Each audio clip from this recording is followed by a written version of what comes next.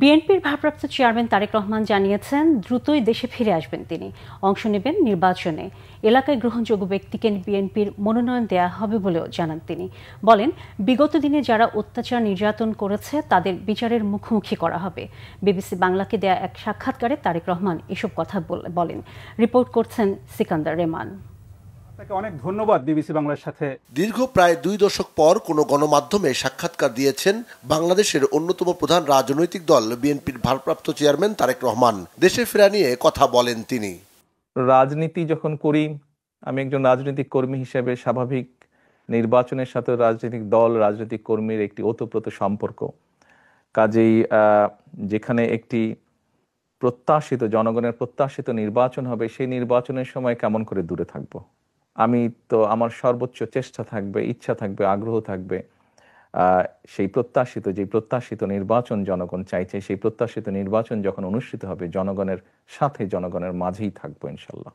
বাংলাদেশের নির্বাচন কেন্দ্রিক রাজনীতি সহ সমসাময়িক নানা বিষয়ে বিএনপির অবস্থান তুলে ধরেছেন তারেক রহমান।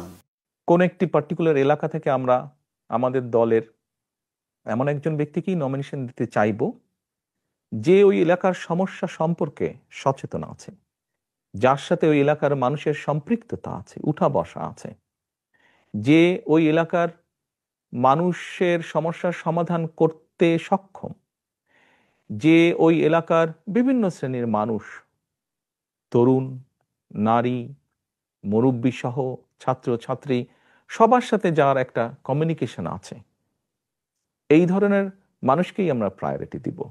খুবই স্বাভাবিক। জিয়া পরিবার সহ বিএনপি নেতা কর্মীদের উপর নির্যাতনের বিষয়েও কথা বলেন বিএনপির ভারপ্রাপ্ত চেয়ারম্যান।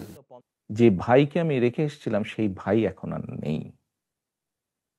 যেই সুস্থ মাকে রেখে এসেছিলাম সেই সুস্থ মা এখন সুস্থ নেই। শুধু অসুস্থই নন, ওনার উপরে মানসিক এবং শারীরিক নির্যাতনও করা হয়েছে। আমি আমার পরিবারের যে কাহিনী আপনাদের সামনে তুলে ধরলাম,